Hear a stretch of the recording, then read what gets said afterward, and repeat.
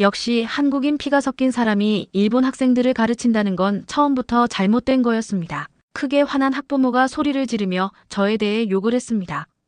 교육청 관계자들과 학교 선생님들, 그리고 학부모들이 모두 모인 자리에서 저를 조센징이라 비난하며 말이죠. 요시노 선생은 몸속에 한국인 피가 흘러 우리 아이들에게 한글을 가르치는 겁니까? 이건 그냥 넘어갈 수 없습니다. 한글로 학습장애를 고친다니요. 웃기는 소리입니다. 순식간에 모두가 모인 교실은 욕설과 비난이 난무했고 누군가는 동영상을 찍어 SNS에 영상을 올리고 있었습니다. 저는 숨을 크게 들이쉬고 잠시 생각했습니다. 아픈 과거를 가지고 있던 제가 어떻게 극복하고 당당히 살아갈 수 있는지를 다시 한번 되돌아봤습니다. 그리고 교단 앞에 서서 확신에 찬 목소리로 말했습니다. 교장 선생님, 학부모님들, 그리고 동료 교사 여러분, 공개 시연을 제안합니다. 공개 시연을 통해 제가 가르친 방법이 틀리지 않았음을 분명히 보여드리겠습니다. 도대체 무슨 일이길래 학부모들과 학교 교장, 그리고 모든 선생님들이 보는 앞에서 공개 시연까지 하게 된 걸까요? 오늘의 사연 시작하겠습니다. 그 전에 잠깐 터치 2번이면 할 수 있는 구독과 좋아요 부탁드립니다. 감사합니다. 저는 도쿄 시내 초등학교에서 정서장애 아이들을 돌보는 보조교사로 일하고 있는 히사의 요시노입니다. 한국 이름으로는 이서윤이라고 합니다. 한국인 아버지와 일본인 어머니 사이에서 태어난 제1교포이죠. 동료 교사들 사이에서 저는 그저 기계처럼 조용한 선생님으로 통합니다. 감정을 드러내지 않기 때문이죠. 제가 말수가 적고 감정을 드러내지 않는 데에는 이유가 있습니다. 어릴 적 저는 제1교포라는 이유로 학교에서 끔찍한 집단 괴롭힘을 당했어요. 생김새가 다르고 말투가 이상하다며 놀림을 받았죠. 한 번은 학교 화장실에 갇혀 물세례를 당한 적도 있습니다. 그때부터 저는 남들에게 감정을 숨기고 말을 줄였어요. 말을 하고 감정을 드러내면 그들에게 더 큰 재미를 준다는 걸 깨달았기 때문이죠. 그래서 저는 성인이 될 때까지 철저하게 감정을 숨기고 살았습니다. 웃지도 울지도 않았어요. 그저 조용하게 눈에 띄지 않게 살았죠. 처음에는 의도적으로 감정을 숨겼지만 이게 습관이 되고 고착화되자 감정을 표현하고 싶어도 표현할 수가 없게 됐습니다. 알고 보니 이러한 불안 증세가 악화되어 알렉시사이미아라는 장애로 확대된 것이라고 합니다. 이런 장애까지도 저에게는 약점이기 때문에 조용히 숨기며 살아왔고 대학교에 가서도 변치 않았어요. 이런 불안 장애를 겪고 있는 제게 대학교 졸업 이후의 시절은 인생의 전환점이었습니다. 대학에서는 교육학을 전공했고 졸업 후에는 아이들을 가르치는 일을 시작했어요. 특히 말을 잘하지 않는 아이들, 감정 표현에 어려움을 겪는 아이들에게 더 관심을 가졌죠. 제 모습이 보였기 때문입니다. 그리고 인생의 전환점이 되어준 미래의 제 남편 요시노 타쿠야를 만났을 때였어요. 타쿠야는 제가 감정을 잘 표현하지 못한다는 것을 알았죠. 그럼에도 불구하고 저를 이해하려 노력했어요. 우리가 데이트를 시작한 지 한 달쯤 되었을 때였습니다. 타쿠야는 저에게 작은 노트 하나를 선물했어요. 타쿠야가 말했습니다. 이 노트에는 한글로 감정 단어들이 적혀 있어요. 감정을 표현할 수 없는 당신의 장애를 고쳐주고 싶었고 그 답이 한글에 있다는 걸 알았죠. 한글은 입모양을 닮았고 감정은 그 모양으로 살아난다고요. 저는 처음에 이해할 수 없었습니다. 하지만 타쿠야는 한글을 한 글자 한 글자 가르쳐 주었죠. 슬프다, 기쁘다, 화난다, 사랑한다. 타쿠야와 결혼한 후 우리는 매일 밤 감정 노트를 함께 보며 연습했습니다. 조금씩 저는 웃고 울고 화내는 법을 배웠어요. 말이 아닌 글자로 감정을 배웠죠. 타쿠야는 제게 한글이 특별한 문자라고 했습니다. 세종대왕이 백성들의 마음을 이해하기 위해 만든 문자라고요. 단순히 의사소통의 도구가 아니라 마음을 담는 그릇이라고 했죠. 그런데 5년 전 타쿠야는 교통사고로 세상을 떠났습니다. 그 후 저는 다시 감정을 봉인한 채 살아가게 되었어요. 학교에서는 더욱 조용해졌고 아이들과도 거의 대화하지 않았죠. 그저 필요한 지시만 내릴 뿐이었습니다.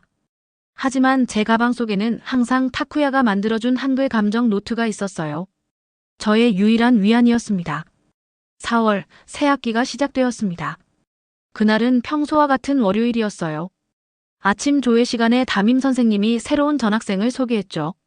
사토 카즈마라는 10살 소년이었습니다. 처음 본 순간 저는 가슴이 철렁 내려앉는 기분을 느꼈어요. 카즈마는 단정하고 예의 바른 아이였습니다.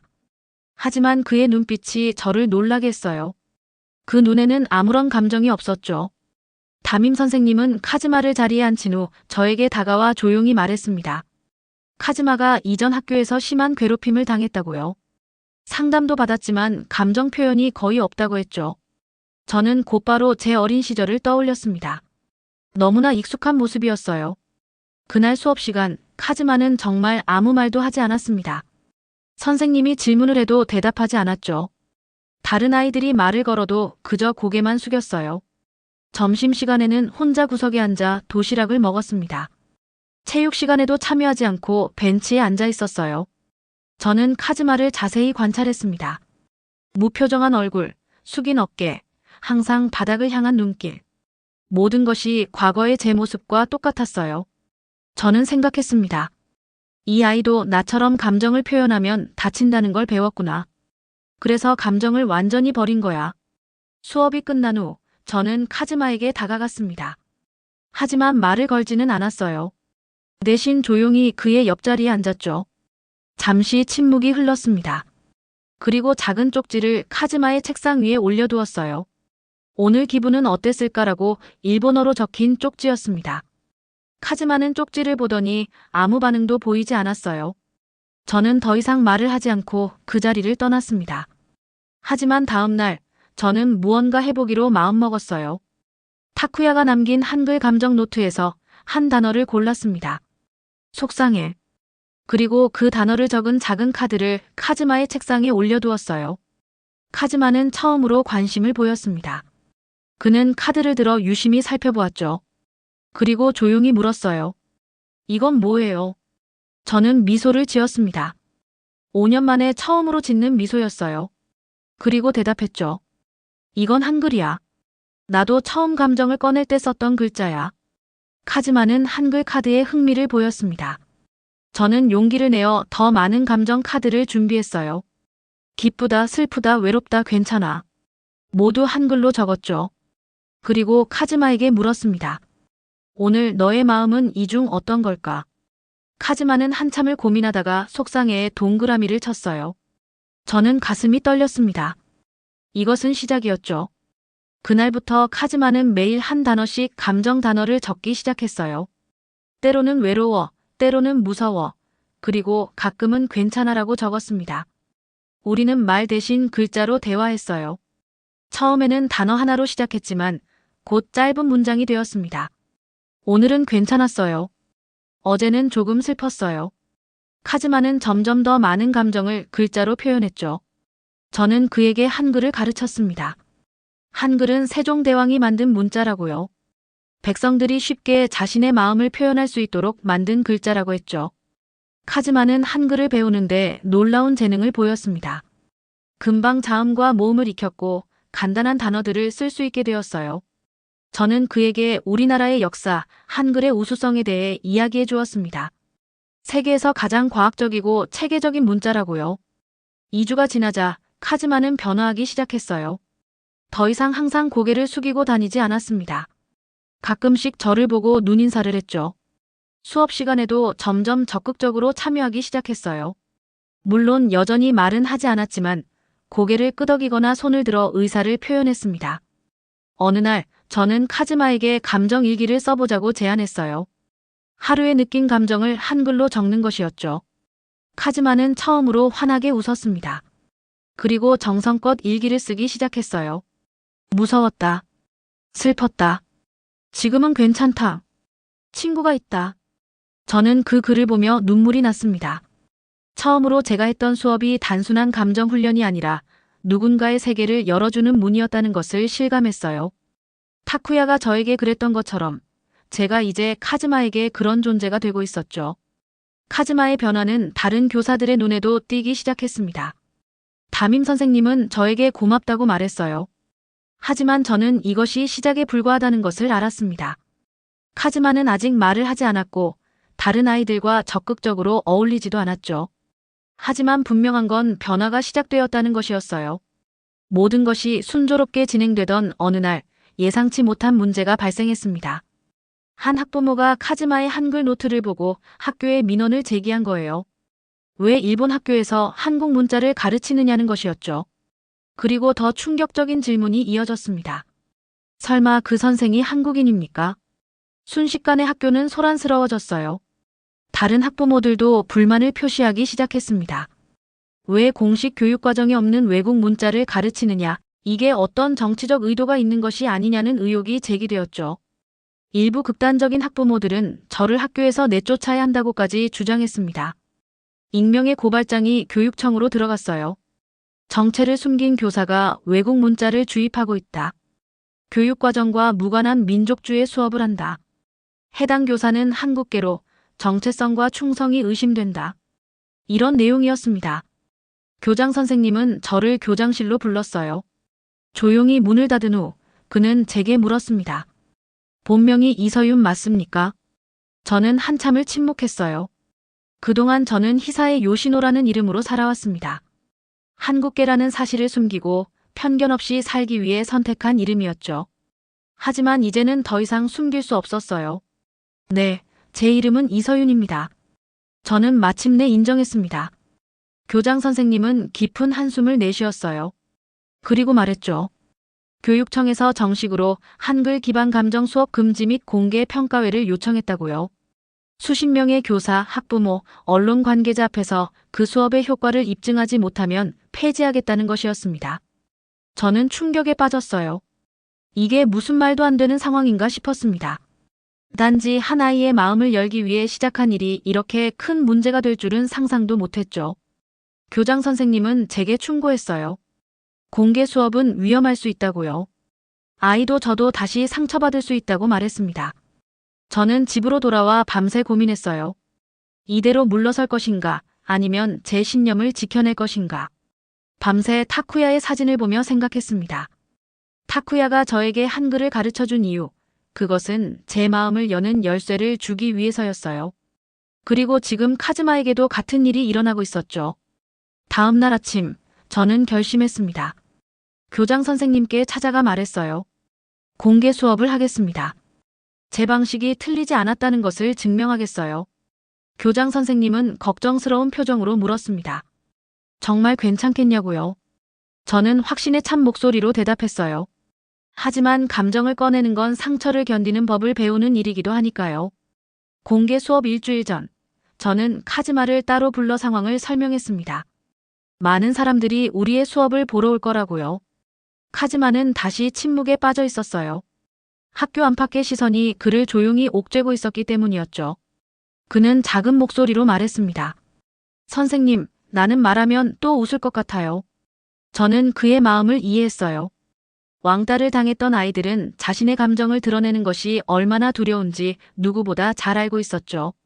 저는 카즈마에게 감정 카드를 꺼내 건넸습니다. 그래. 그럼 오늘은 이걸 써보자. 겁난다. 혼자다 있어줘요. 카즈마는 있어줘요에 동그라미를 쳤어요.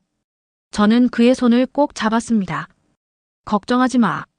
내가 항상 내 곁에 있을게. 우리는 함께 이겨낼 수 있어.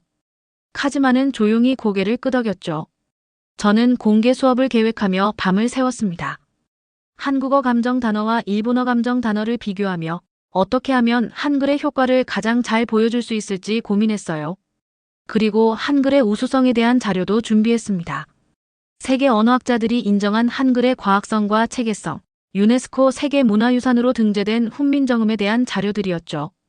공개 수업 전날 밤, 저는 타쿠야의 사진 앞에 앉아 기도했습니다. 내일은 내 인생에서 가장 중요한 날이 될 거야. 나와 카즈마 그리고 한글을 위해 힘을 주세요. 잠들기 전 저는 한글로 한 문장을 적었어요. 두렵지만 당당하게 맞서겠습니다. 드디어 공개 수업 당일이 왔습니다. 교실 뒤편에는 수십 명의 사람들이 앉아 있었어요. 교육청 관계자, 학부모들, 다른 학교 교사들, 그리고 몇몇 기자들까지. 저는 심호흡을 했습니다. 그리고 당당하게 앞으로 나아갔어요. 양쪽 교실에는 각각의 수업이 진행되었습니다. 한쪽은 일반 심리 상담사가 히라가나로 된 감정 카드를 사용하는 수업이었고 다른 한쪽은 제가 한글 감정 단어를 사용하는 수업이었죠. 두 수업은 나란히 진행되었어요. 모두의 눈이 저와 카즈마에게 쏠렸습니다. 저는 수업을 시작했어요. 오늘 우리는 감정에 대해 이야기해 보려고 합니다. 감정은 때로는 말로 표현하기 어려울 때가 있죠. 특히 상처받은 마음일수록 더 그렇습니다. 그래서 우리는 다른 방법을 찾아보았어요. 바로 한글이라는 문자를 통해 감정을 표현하는 방법입니다. 사람들 사이에서 수군거림이 일었어요. 일부는 노골적으로 불만을 표했고 일부는 호기심 어린 눈으로 지켜보았습니다. 저는 계속해서 수업을 진행했어요. 한글은 세종대왕이 만든 문자로 백성들이 자신의 마음을 쉽게 표현할 수 있도록 설계되었습니다. 한글의 자음과 모음은 발음기관의 모양을 본떠 만들어져 말하는 것처럼 자연스럽게 글을 쓸 수 있죠. 수업이 진행될수록 교실의 분위기가 변하기 시작했습니다. 처음에는 의심스러운 눈초리로 지켜보던 사람들이 점점 흥미를 보이기 시작했어요. 특히 카즈마가 한글로 감정을 표현하는 모습에 주목했죠. 저는 카즈마에게 오늘 자신의 감정을 표현해보라고 했습니다. 한글로요. 이때 교실 뒤에서 한 학부모가 불만을 표했어요. 왜 일본 아이에게 한국어를 가르치는 겁니까? 이건 국가 정체성을 혼란스럽게 만드는 행위예요. 교실이 순간 조용해졌습니다. 모두의 시선이 저에게 쏠렸어요. 저는 깊은 숨을 내쉬었죠. 그리고 대답했습니다. 저는 한글을 가르치는 것이 아니라 감정을 표현하는 도구로 한글을 사용하고 있어요. 한글은 다른 문자와 달리 모양 자체가 의미를 담고 있습니다. 예를 들어 슬프다의 슬은 눈물이 흐르는 모습을 닮았죠. 기쁘다의 기는 입이 활짝 열린 모습과 유사해요. 그러자 교육청 관계자가 물었습니다. 왜 하필 한글입니까? 일본어로도 충분히 감정을 표현할 수 있지 않습니까? 저는 잠시 생각했어요. 그리고 대답했죠. 제가 한글을 선택한 이유는 개인적인 경험 때문입니다. 저 역시 감정 표현에 어려움을 겪었고 한글을 통해 그것을 극복했어요. 물론 일본어로도 감정을 표현할 수 있습니다.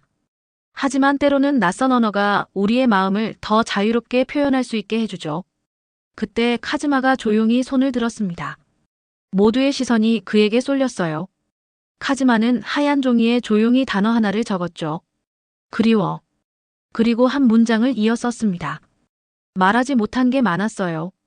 하지만 이 글자는 제 마음 같아요. 교실 안이 조용해졌어요. 모두가 카즈마의 글을 바라보고 있었습니다. 저는 그를 향해 미소 지었죠. 말하지 않아도 괜찮아. 지금은 정말 잘했어. 그 순간 놀라운 일이 일어났습니다. 교실 뒤편에 앉아있던 한 노인이 일어나 앞으로 걸어왔어요. 그는 자신을 도쿄대학교 언어학과 명예교수라고 소개했습니다. 그리고 말했죠. 내가 50년간 연구해온 결론은 언어는 단순히 의사소통의 도구가 아니라 사고와 감정을 형성하는 틀이라는 것이요. 한글은 그런 면에서 매우 독특하고 효과적인 문자체계요. 이 선생님의 접근법은 언어학적으로도 매우 타당하오. 교수님의 발언 이후 교실의 분위기가 완전히 바뀌었습니다. 사람들은 이제 비난 대신 호기심 어린 질문을 던지기 시작했어요. 한글은 정말 세종대왕이 직접 만든 것인가요? 왜 다른 문자와 달리 자음과 모음의 모양이 발음기관을 본떴다고 하는 건가요? 한국에서는 어떻게 감정 교육을 하나요? 저는 차분하게 질문에 답했습니다. 한글은 1443년 세종대왕에 의해 창제되었어요. 당시 중국의 한자는 배우기 어려워 대부분의 백성들이 문자를 사용할 수 없었죠. 세종대왕은 누구나 쉽게 배울 수 있는 문자를 만들고자 했습니다. 그래서 탄생한 것이 한글이에요. 한글의 자음은 발음할 때 입모양을 본떴고 모음은 하늘, 땅, 사람을 상징합니다. 이런 철학적, 과학적 원리로 만들어진 문자이기 때문에 세계 언어학자들도 한글의 우수성을 인정하고 있어요. 유네스코 세계문화유산으로 등재될 만큼 인류의 위대한 문화유산이라고 할 수 있습니다. 도쿄대 교수는 제 설명을 들으며 고개를 끄덕였어요. 그는 청중들을 향해 말했습니다. 한글은 단순한 문자가 아니오. 문화적, 과학적, 철학적 가치가 융합된 인류의 위대한 발명품이지요. 우리 일본인들도 배울 점이 많은 문자 체계라고 생각하오. 그의 말에 교실은 다시 한번 술렁였습니다. 지금까지 한국이라는 나라, 한글이라는 문자를 무시하고 있던 사람들이 처음으로 그 가치를 인식하기 시작한 순간이었어요. 저는 그 모습을 보며 가슴이 뭉클해졌습니다. 타쿠야가 저에게 한글을 가르쳐준 그 순간부터 저는 한글의 아름다움과 가치를 알고 있었죠. 하지만 지금까지 그것을 당당하게 표현하지 못했어요. 교육청 관계자가 앞으로 나왔습니다. 그는 제게 물었어요. 이 수업 방식이 정말로 효과가 있다고 생각하십니까? 저는 망설임 없이 대답했습니다. 네, 확신해요. 감정은 때로 너무 뜨거워서 직접 마주하기 어렵습니다. 하지만 낯선 문자를 통해 표현하면 그 거리감이 오히려 안전함을 줘요. 카즈마가 바로 그 증거입니다. 카즈마는 조용히 고개를 들었어요. 그리고 작은 목소리로 말했습니다. 한글로 쓰면 덜 아파요. 내 마음이 아닌 것 같아서. 하지만 그게 오히려 내 진짜 마음을 쓸 수 있게 해줘요. 교실은 다시 한번 조용해졌습니다. 카즈마의 목소리를 처음 들은 순간이었죠. 언어학 교수가 카즈마에게 다가갔어요. 그는 부드러운 목소리로 물었습니다. 혹시 내게도 한글로 된 감정 단어를 가르쳐 줄 수 있겠니? 카즈마는 잠시 고민하더니 고개를 끄덕였어요. 그리고 종이에 한글로 고맙습니다라고 적었습니다. 교수는 그 글자를 따라 써보며 미소를 지었어요. 그 순간 저는 깨달았습니다. 한글은 단순한 문자가 아니라 마음의 다리였어요. 서로 다른 문화, 다른 나라, 다른 세대를 연결해주는 다리. 제가 타쿠야와 연결되었던 것처럼, 카즈마와 연결되었던 것처럼 이제 이 교실의 모든 사람들이 한글을 통해 연결되고 있었습니다. 평가회가 끝난 후 교육청은 놀라운 결론을 내렸습니다. 정서 회복 수업에 있어 다언어적 접근 가능성을 공식 검토하겠습니다. 이것은 엄청난 변화였어요. 제 수업이 중단되는 것이 아니라 오히려 공식적으로 인정받게 된 것이었죠. 교장 선생님은 제 손을 꼭 잡고 말했습니다. 우리는 말보다 마음을 가르치는 교사를 한 명 알고 있었습니다. 그게 바로 당신이었군요. 이서윤 선생님. 처음으로 교장 선생님이 제 한국 이름을 불러준 순간이었어요. 저는 눈시울이 붉어졌습니다. 뉴스는 빠르게 퍼졌어요. 일본 초등학교에서 한글을 활용한 정서 교육이 성공을 거두었다는 소식이 한국에까지 전해졌습니다. 한국의 교육부에서는 이 사례에 관심을 보이며 자료를 요청해왔어요. 심지어 몇몇 한국 교육 전문가들이 직접 학교를 방문하겠다고 연락을 해왔죠. 저는 이제 더 이상 제 이름을 숨기지 않았습니다. 히사의 요시노가 아닌 이서윤으로 당당하게 살기 시작했어요. 제1교포라는 사실이 더 이상 부끄러운 것이 아니라 자랑스러운 정체성이 되었죠. 제 문화적 배경이 오히려 교육의 중요한 자산이 된 것이었습니다. 카즈마의 변화는 더욱 놀라웠어요. 그는 이제 수업 시간에 간단한 대답을 할 수 있게 되었습니다. 여전히 많은 말을 하지는 않았지만 필요할 때는 자신의 의견을 표현할 수 있게 되었죠. 그리고 다른 친구들과도 조금씩 어울리기 시작했어요. 더 놀라운 것은 카즈마의 감정일기가 학교 문집에 실리게 되었다는 것입니다.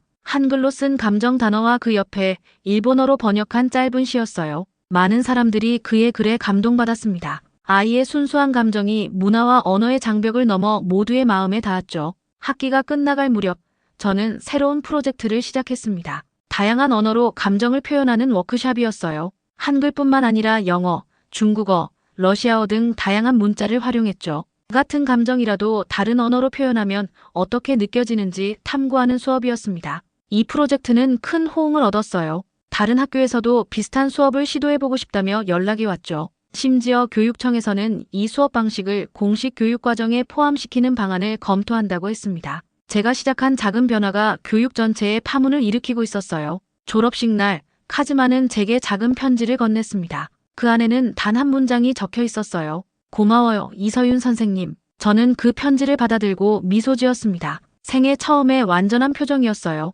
더 이상 감정을 숨기지 않는 진심이 담긴 미소였습니다. 그날 밤, 저는 타쿠야의 사진 앞에 앉아 편지를 썼어요. 당신이 내게 준 선물이 이제 다른 사람들에게도 전해지고 있어요. 한글이라는 아름다운 문자를 통해 많은 사람들이 자신의 감정을 발견하고 있죠. 고마워요, 타쿠야. 당신 덕분에 저는 제 진짜 모습을 찾았어요. 그리고 이제 다른 사람들도 그들의 진짜 모습을 찾도록 돕고 있습니다. 창밖으로 보이는 밤하늘의 별들이 유난히 밝게 빛나고 있었어요. 마치 타쿠야가 저를 지켜보고 있는 것 같았습니다. 저는 창문을 활짝 열고 깊은 숨을 들이마셨어요. 이제 더 이상 두렵지 않았습니다. 저는 이서윤입니다. 한글을 사랑하고 감정을 가르치는 교사입니다. 그리고 그것이 저의 가장 아름다운 정체성이라는 것을 이제는 당당하게 말할 수 있어요. 이 이야기를 통해 우리는 한글의 아름다움뿐만 아니라 문화를 뛰어넘어 마음을 연결하는 힘을 보았습니다.